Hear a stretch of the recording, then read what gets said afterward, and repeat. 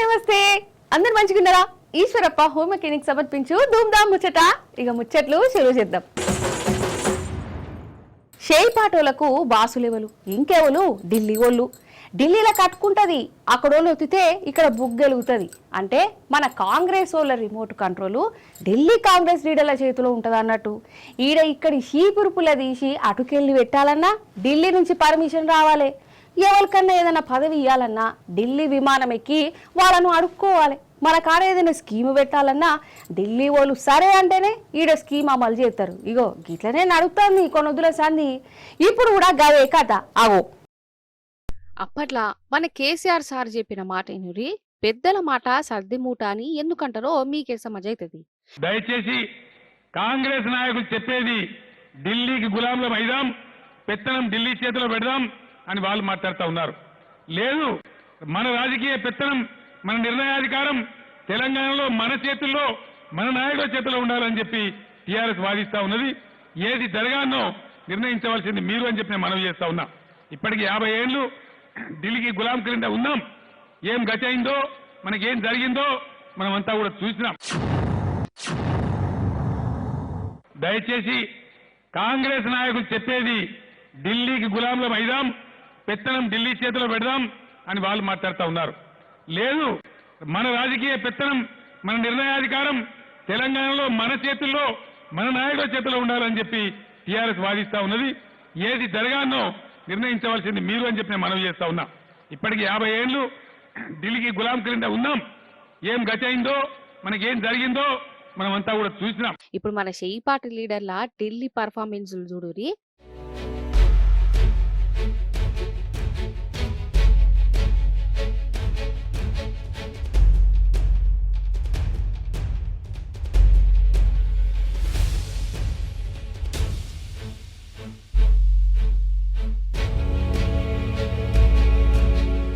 అర్థమైందా? కేసీఆర్ సార్ చెప్పినట్టే కథ నడుస్తుందా లేదా? మన సర్కారోళ్ళు అంటే ఢిల్లీకి ఊరుకుడు, అక్కడి పెద్ద మనుషులతోని మీటింగ్ పెట్టుడు, వాళ్ళ రందులు రప్పల మీద రాగాలు తీసడు, ఒకళ్ళ మీద ఇంకొకరు షాడలు చెప్పుకునుడు. ఇగో గిదే కథ నడుస్తుంది. ఇప్పుడని కాదు, కాంగ్రెస్ పార్టీ ఎప్పుడు అధికారంలోకి వచ్చినా గిదే రామాయణం. ఇక్కడ పేరుకు మాత్రమే ముఖ్యమంత్రి రేవంత్ సారు, పెత్తనమంతా ఢిల్లీ పెద్దలది, లేకుంటే ఆంధ్ర చంద్రాల సారుది, అంతే కదా.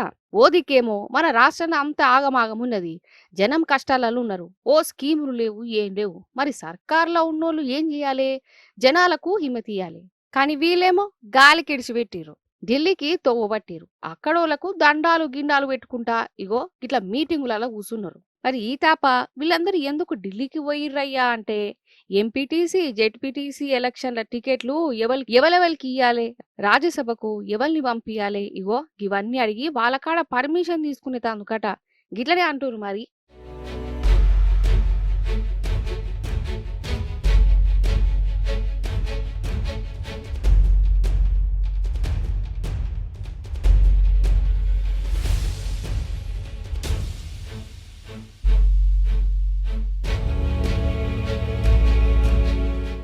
కాదు, అసలు ఢిల్లీ వాళ్ళకు మనకు ఏం సంబంధం వల్ల? అసలు వాళ్ళ రుబాబు ఏంది మన మీద? మన గురించి వాళ్ళు నిర్ణయాలు తీసుకునేది అట్లా అని వాళ్ళేమన్నా కేంద్రంలో సర్కార్ నడుపుతురా అంటే అది కాదు. కానీ మన మీద మాత్రం ఢిల్లీ కాంగ్రెస్ లీడర్లు పెత్తనం చేతాన్లు, మన లోకల్ కాంగ్రెస్ లీడర్లు గులామైతురు. గిట్లనే మాట్లాడుకుంటురోలా మన లీడర్లు ఢిల్లీ ప్రయాణాలు చూసినోళ్ళు లేకుంటేంది. మరి క్యాబినెట్ అంతా ఢిల్లీకి పోయి అక్కడి పెద్దోళ్ళ కాడ నిలబడుడేందో, వాళ్ళ ముందు చేతులు కట్టుకునుడేందో, వాళ్ళు చెప్పినట్టు తలకాయ ఊపుడేందో, ఏందో ఏమో. అసలు తెలంగాణ అంటేనే ఆత్మగౌరవం. ఒకరోజు ఉప్పాసం ఉన్న ఇజ్జత్కు విలువ ఇస్తాం మనం. అసంటిది మన తెలంగాణ ఆత్మగౌరవాన్ని ఢిల్లీ కాడ కుదబెట్టుడేంది? గిట్లనే కూపానికి అత్తురు పబ్లిక్. అసలు రేవంత్ సారా మన రాష్ట్రంలో ఎక్కువ ఉండడు, ఇంట్ల కంటే కూడా ఢిల్లీలోనే ఉంటాడు. కానీ అదేందోలా ఇల్లు కట్టుకొని ఉన్నదో లేదో అంటుకొని తినేటోళ్ళ మీద రోడ్డు మీద వాడేస్తాడు. లేకుంటేంది మరి హైడ్రా పేరుతోని బస్తీ జనాలను ఎంత గోసబుచ్చుకున్నాడో చూసిరు కదా మీరు. ఇక ఇప్పుడేమో మూసీ అందం గాంధీ తాత విగ్రహం పేరుతోని ఇండ్లు కూలగొట్టే ఉపాయం చేస్తాడు.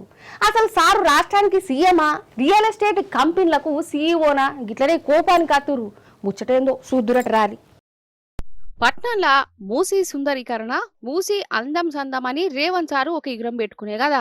అంటే మళ్ళా భూములు గుంజుకునే ఉపాయం అన్నట్టు గాంధీ తాత విగ్రహం పెద్దది కడతాడట. ఇక రంగారెడ్డి జిల్లాలో ఉన్న బండ్లగూడ జాగిరు, అత్తాపూరు, హైదర్గూడలో ఉండే కాలనీ జనాలకు నోటీసులు పంపిరు. మీ ఇండ్లు కూల్చేస్తాం, ఖాళీ చేయుర్రి. ఆడ దునియాల్నే పెద్ద గాంధీ తాత విగ్రహం పెడతామని. కాదు, గాంధీ తాత విగ్రహం పెట్టాలంటే ఇండ్లు కూలగొట్టి పెట్టాలా నొల్ల? అంటే కేసీఆర్ సారు అంబేద్కర్ విగ్రహం కట్టిండు కదా, నేను గాంధీ తాత విగ్రహం కడతా అని చెప్పుకునే తందుక. కేసీఆర్ సారు అంబేద్కర్ విగ్రహం కట్టినప్పుడు ఒక్క ఇల్లునన్న కూల్చిండా, ఒక్క రైతునన్న బాధ పెట్టిండా? కానీ ఈడ చూడు, వీళ్ళను రోడ్డు పాలు చేసిండు. కష్టపడి పైసా పైసా కూడబెట్టి కిస్తీలల్లా కట్టుకున్న ఇండ్లను కూలగొడతారట. వీళ్ళకు ఎంత బాధ అనిపిస్తుంది చెప్పు. అవు ఏమంటుర్రో ఇనురి. ఏమైందమ్మా, మీ ఇంటి సంగతి ఏంది? ఇక్కడ కష్టపడి లోన్ తీసుకొని ఇక్కడ మేము వచ్చామండి. ఈ రోజు కూలగొడుతున్నారు. ఆ లోన్ సగం కూడా మాకు తీరలేదు. పిల్లల ఎడ్యుకేషన్ రన్ అవుతుంది. ఇటువంటి పరిస్థితులన్నీ ఉన్న పలంగా మీరు వచ్చి ఖాళీ చేసేసేయండి. ఎటు పోతామండి? ఈయన నిర్ణయం వల్ల ఏంటంటే ఇంతమంది పిల్లలు, వందల మంది పిల్లల భవిష్యత్తు రోడ్డు మీద పడిపోతుంది. మేమే నిలబడడానికి లేనప్పుడు వాళ్ళకి ఏం చదివిస్తాం? వాళ్ళకి ఏం ఫీజులు కడతామండి? వాళ్ళ చదువులు ఆగిపోద్ది, వాళ్ళ భవిష్యత్తు నాశనం అయిపోద్ది. ఈ నిర్ణయం వల్ల ఎవ్వరికి మంచి జరగదు. దయచేసి మీరు ఇది మార్చుకోండి. గాంధీ గారు చెప్తారా ప్రజల్ని రోడ్డుకి ఈడ్చేసి నా విగ్రహం కట్టమని ఎక్కడైనా చెప్తారా? గాంధీ గారు చెప్తారా? అహింస అసలు ఎప్పుడు కోరుకోలేదు. అందరూ మంచిగా ఉండాలనే కదా. అంతే కదా, ఇండ్లు కూలగొట్టి గాంధీ తాత విగ్రహం పెట్టుమని అన్నడానోళ్ళ. ఇదేం తరిక అసలు? పాపం వీళ్ళ బాధ ఇనురి. మంది బతుకులు బతుకుతుంటే మీరు ఇప్పుడు వచ్చి మేము నోటీస్ ఇస్తాము, మీరు ఇవన్నీ కూడా ఖాళీ చేయాలంటే ఎక్కడికి వెళ్తామండి మేము? పిల్లా జల్లలతో పిల్లలు స్కూల్ టైము, పరీక్షల టైము, ఎంత కష్టపడి పైసా కూడా కట్టుకొని మేము ఇక్కడ బిల్డింగులు కొనుక్కుంటే మీ ఇష్ట ప్రకారం మీరు చేస్తే ఎట్లాగండి? ఇది ఎక్కడ అన్యాయం అసలు? ప్రజలు ఎందుకు ఎన్నుకున్నారండి మిమ్మల్ని? మంచి చేస్తారనే కదా. ఇప్పుడు లేదు అసలు, ఏ ప్రభుత్వంలోనూ లేదు. ఈ ప్రభుత్వంలోనే మాకు వచ్చింది. అసలు ఏ ప్రభుత్వం కూడా మమ్మల్ని చక్కగా హ్యాపీగానే ఉంచారే. మీరేంటి ఇలా చేయటం? ఇది ఎక్కడ అన్యాయం చెప్పండి అసలు? మీరు కట్టుకోండి, మూసిని మీరు శుభ్రం చేసుకోండి, మీ ఇష్టం వచ్చినట్టు వినోద స్థలంగా చేసుకోండి. అంతేగాని మమ్మల్ని లేవదీసేసి ఇంతమంది ఫ్యామిలీలు, ఎంతండి 450 మంది ఫ్యామిలీ ఉన్నారు, వీళ్ళ ఎక్కడికి వెళ్ళాలి మేమందరం అన్నట్టు గాంధీ తాత విగ్రహానికి 5,000 కోట్లు ఖర్చు చేసి కడతాడటనోలా. 5,000 కోట్లు ఓదికేమో స్కీములు లేవి సారు అని అడుగుతానేమో నన్ను ఓసినా పైసలేవు అంటాడు. కానీ విగ్రహాలకు మాత్రం 5,000 కోట్లట. అసలు ఈ మూసీ సుందరీకరణ ప్రాజెక్టుతోని ఫాయిదా ఏముండదని మేధావులు, ప్రజా సంఘపోలు, పర్యావరణమోలు చెప్పిర్రు. అయినా నేను సీతయ్యను, ఎవ్వలు మాట అయినా లాస్ అయితే మాయ్, జనం అడుక్క తింటే మాయ అనుకుంటా రేవంత్ సార్ ముంగడికే పోతుండో, అది కూడా మందిని ముంచి. ఇగో గిట్టనే అంటూరు వీళ్ళు. ఇక ఈ ప్రాజెక్టు కోసం దగ్గర 3,300 ఎకరాల భూమి, 10,000 ఇండ్లు, దుకాణాలను పొత్తం పెడతారట. 500 కుటుంబాలు రోడ్డు మీద పడుతుంది. బాపుఘాట్ అక్కడిని డెవలప్ చేస్తామన్నాడు కేసీఆర్. తర్వాత ఈయన వచ్చేసాక మొత్తం తీసేస్తామంటే ఎలా ఒప్పుకుంటాం? How we have to agree for that? Buffer zone అంటే తీసుకోండి, బఫర్ జోన్ ఏదో తీసుకోండి, మాకు అది అవసరం లేదు. మాకు ఉండాలి, మా లొకేషన్ మాకు ఉండాల్సింది. వాళ్ళకి ఇది ఉంది, వాళ్ళ ప్రైమ్ లొకేషన్ వాళ్ళు ఏదో డెవలప్ చేసుకొని వాళ్ళు ఎవరికో ఇద్దామని చూస్తున్నారు. వాళ్ళకి డబ్బులు కావాలి, గవర్నమెంట్కి డబ్బులు లేవు. ఏదో ఏరియాస్ వేరేవి చూసారు, అది కాదు ఇదైతే అవుతుందేమో అని అనుకుంటున్నారు. ఇది కూడా ఇవ్వం మేము.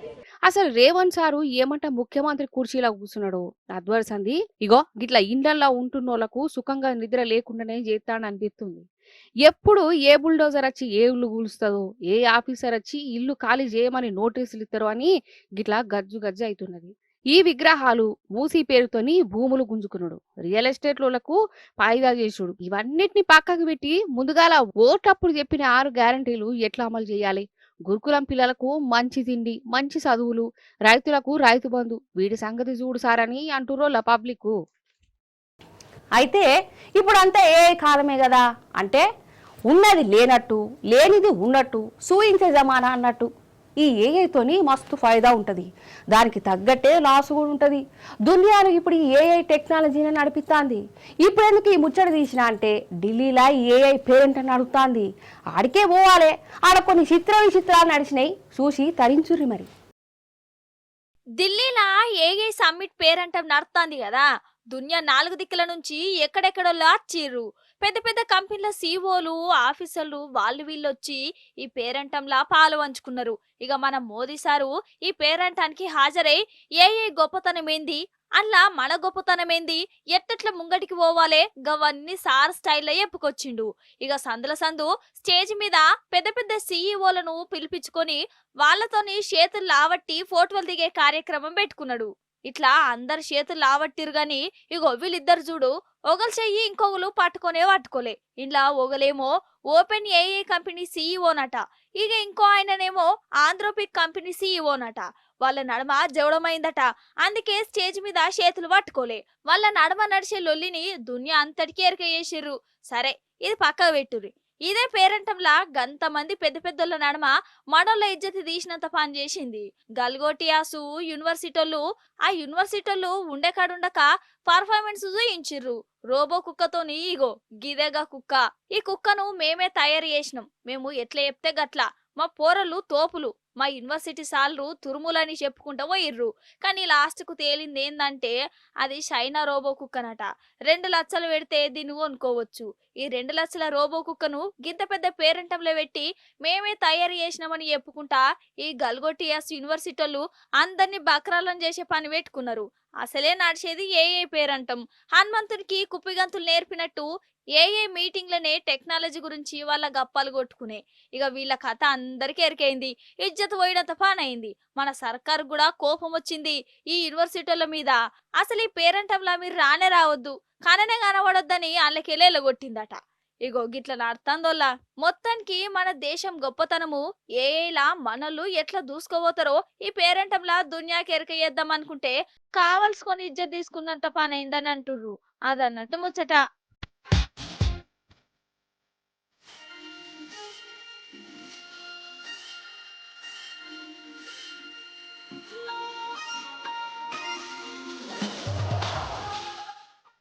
కష్టం వస్తే దేవుని మీద భారమేతాం. గుడికి పోయి దేవుడా నా తప్పులుంటే మన్నించు, ఇదివరి సంధి మంచిగుంటా, కష్టపడి చదివిన పాస్ చేయించు, మంచి కొలువు ఇప్పి అని ఇట్లా కొలుస్తుంటారు కదా. కానీ ఒక పిల్లగాడు ఉన్నాడులా డైరెక్ట్ దేవునితోని అగ్రిమెంట్ చేసుకున్నాడు. మరి ఆ దేవునికి ఆ పిల్లగానికి నడుమ నడిచిన అగ్రిమెంట్ ఏంటి కథ అరుచుకుందాం రా. నిజంగా ఈ కాలం పిల్లగాళ్ళు ఎట్లున్నారంటే రామచంద్ర డైరెక్ట్ దేవునితోనే బేరం ఆడుతుర్రోల్లా. అంతెందుకు, ఇగో ఈ లెటర్ చూడు, ఒక ఆంధ్ర పిల్లగాడు దేవునికే లెటర్ రాసి హుండిలేసిండు. ఏమని రాసిండో చూడురి, కానుతుందా? నేను చదువుతా షార్ట్ కట్లా. దేవుడా దేవుడా, మొన్ననే పరీక్షలు రాసిన 80-90% అన్న మార్కులు రావాలి నాకు. ఇక కొలువు గురించి అంటావా? ఉత్తపచ్చి కొలువు కాదు, ఏడాదికి 20 లక్షల రూపాయల జీతం వచ్చే కొలువు వచ్చేటట్టు చూడు సామి. అగరసే 20 లక్షల జీతం ఇచ్చే కొలువు గనుక నువ్వు ఇప్పిస్తే నేను నీకు అభిషేకం చేయిస్తా, కొత్త బట్టలు పెడతా అని డైరెక్ట్ అగ్రిమెంటే చేసుకున్నాడు. ఇక చెప్పు కథ ఎట్లున్నదో. అంటే ఈ పోరం దగ్గర ముసుగుల గుద్దులాటలు ఏం లేవన్నట్టు, డైరెక్ట్ ఫేస్ టు ఫేస్ అన్నట్టే. నువ్వు నాకు ఇది ఇస్తే నేను నీకు అది ఇస్తా అంతే అన్నట్టు. భలే పోరడు పట్టు. అయితే మొన్న శివరాత్రి నాడు ఈ లెటర్ రాసి హుండీ లేచిండట. ఇక హుండీ లెక్క పెడుతుంటే ఈ లెటర్ బయటపడ్డది. ఇప్పిస్తాడో? చూసిరు కదా, గిరి గివాల్టి ముచ్చట్లు. మళ్ళీ వచ్చే పరి మంచి మంచి ముచ్చట్లను పట్టుకొని వస్తా. ఉంటా మరి.